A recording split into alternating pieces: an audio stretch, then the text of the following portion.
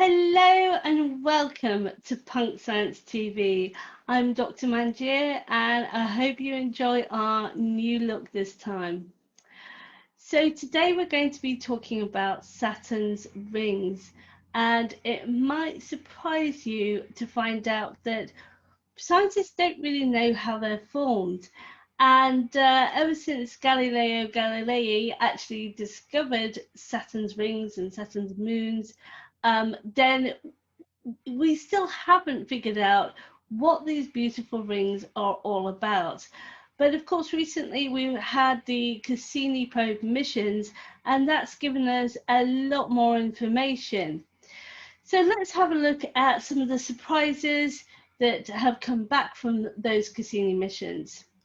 So one of the things you might know is that the rings consist mainly of ice. So ice blocks of small and large sizes, starting from sort of teeny tiny to the size of about a bus. And it's not just water though. What's really interesting is that the inner rings actually have methane, other organic chemicals, and things like carbon dioxide, which was totally unexpected.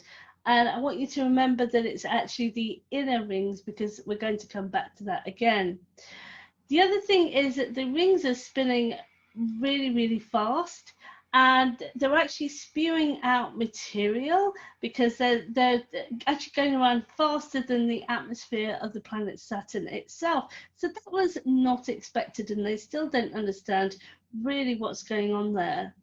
The other thing is that we think of Saturn's rings as rings, like concentric rings, when in actual fact what they're finding is it's more like a spiral pattern. So you can actually see these spiral patterns within various rings.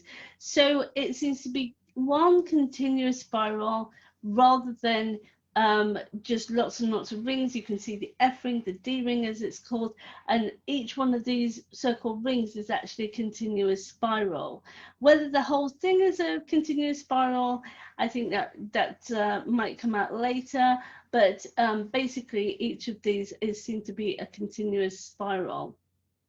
The rings are also dynamic and constantly changing, so you're seeing these different fluctuations happening within the rings. The big thing that puzzles scientists, though, is that the rings themselves are very bright and reflective. Now, this means that they haven't been covered by lots of debris and dust, as you'd expect if they've been out in space for billions of years. They're still very reflective, and we can see them as really bright in those beautiful images brought back by our various telescopes and probes. And so why are they so bright? And they've concluded that it must be that the rings are much younger than Saturn itself. And by younger, we're talking about millions of years here. We're not talking about just yesterday. So they're thinking that the rings formed after Saturn formed, but they still don't know why. One of the main theories is, like everything that they do, they often think that if something has happened in space, it must be due to a collision. So they think that a moon might have collided into Saturn, and a moon sort of made of ice, or maybe even an asteroid or something, and broken up and formed these rings at some point, which is usually the go-to answer when astrophysicists don't really know what's going on. They'll talk about collisions or explosions. But is there another way that we can explain Saturn's rings?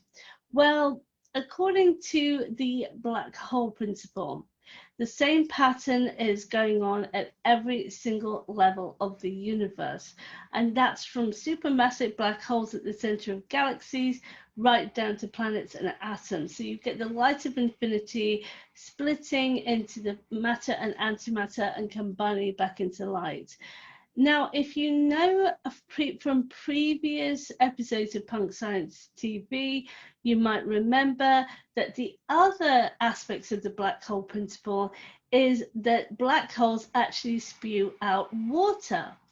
So the biggest pool of water ever found is actually out in space coming out of a black hole. And water is so prevalent in space. We're finding it in planets, we're finding it on moons, and we're even finding it coming out of stars, including our own sun. And in other episodes of Punk Science TV as well, we have spoken about how there's loads of oil and organic chemicals in space, including on Saturn's own moon, Titan. So we would expect there to be methane and organic chemicals all over space according to the black hole principle, because these so-called organic chemicals are actually being produced by the black hole principle itself. So the fact that Saturn has got organic chemicals in its inner rings is exactly what we'd expect to find, because guess what? Saturn itself is creating the rings. So just as many black holes of different sizes and shapes actually create water, create organic chemicals, create oil and methane and this sort of thing, you've actually got this happening also in Saturn. So Saturn itself is creating the rings. It's shooting out water, just like many types of black holes all over space. And as the water comes out, it's freezing into these different blocks and forming those beautiful rings that we see around Saturn. And because black holes also produce organic chemicals, that's why we see these organic molecules in Saturn's rings. And as we know, the black hole principle is a breathing process. It fluctuates. So that's where we get the fluctuations and the spirals of Saturn's rings. Now, why doesn't every planet have rings? Well, we do know that some other planets do. Saturn is just particularly a nice image and looks particularly beautiful. But really, this is all to do with geometry. So everything in the universe is determined by geometry.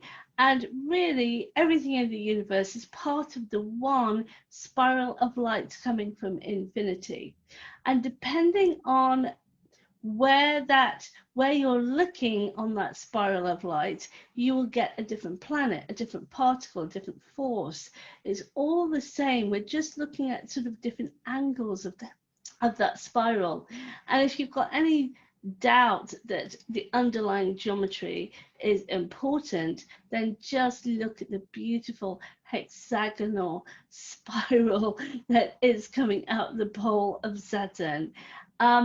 That's geometry. That's the underlying geometry that's beyond the speed of light that creates the physical world below the speed of light. And that hexagon is an indication just how important geometry is to the creation of the universe.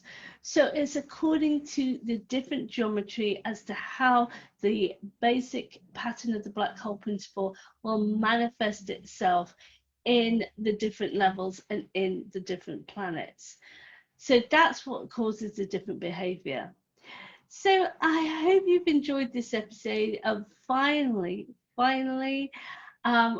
understanding how the rings of Saturn are created. And if you're watching this on Facebook, please subscribe, and I'm on YouTube as well. And I hope you're well, and I hope to see you again soon. So take care. Bye-bye.